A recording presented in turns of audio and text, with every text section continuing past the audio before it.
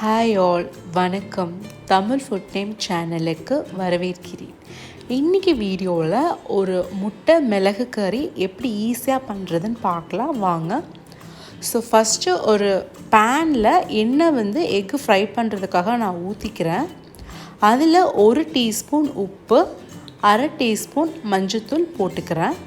இதை நல்லா சிம்மில் வச்சுட்டு தான் இந்த மஞ்சத்தூள் உப்பும் போடணும். இதை நல்லா அப்படியே இந்த ஆயிலோடு மிக்ஸ் பண்ணிக்கிறேன். நான் முட்டையை ஆல்ரெடி வேக வச்சு உரித்து 2ஆக கட் பண்ணி எடுத்து வச்சுருக்கேன். ஸோ இப்போ இந்த ஒவ்வொரு முட்டையும் பாதியாக கட் பண்ணதை ஒவ்வொன்றா அது மேலே நான் வச்சு விட்றேன்.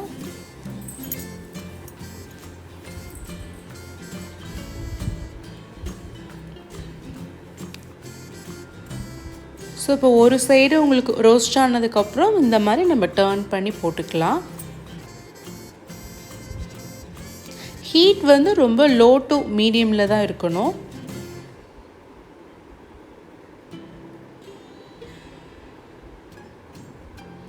இப்போ இன்னொரு சைடு நம்ம திருப்பி போட்டு இந்த சைடும் ஃப்ரை ஆகிட்டுருக்கு. ஸோ இது டக்குன்னு ஃப்ரை ஆகிடும். ஸோ இதை இதை எடுத்து ஒரு பிளேட்டில் எடுத்து வச்சுக்கலாம்.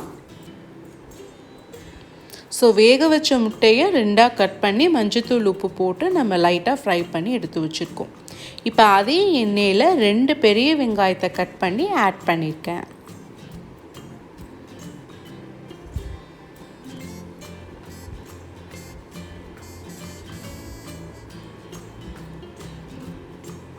சால்ட்டு நான் ஃபஸ்ட்டு ஆட் பண்ணதே போதும், திரும்பவும் நீங்கள் சேர்க்க வேணாம்.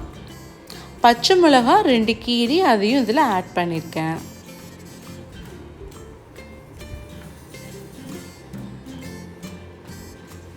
ஒரு சின்ன தக்காளியை கட் பண்ணி அதையும் ஆட் பண்ணியிருக்கேன். பெரிய தக்காளினா பாதி சேர்த்தாலே போதும். உங்களுக்கு ஃப்ளேவருக்கு இஞ்சி பூண்டு பேஸ்ட் வேணும்னா ஒரு 1/2 டீஸ்பூன் வேணும்னா ஆட் பண்ணிக்கோங்க. நான் அதில் ஆட் பண்ணல.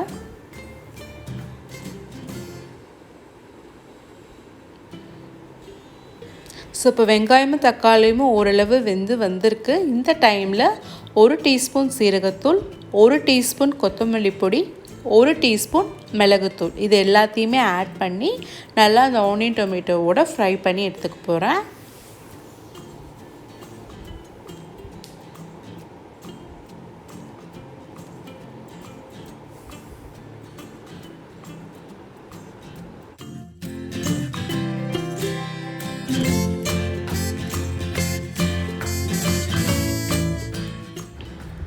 இப்போ ஒரு 1/2 கிளாஸ் தண்ணி ஆட் பண்ணிக்கிறேன். ஏன்னா நம்ம இந்த மசாலா பொடியெலாம் ஆட் பண்ணுறப்போ கொஞ்சம் பேர்ன் ஆக சான்சஸ் இருக்குது.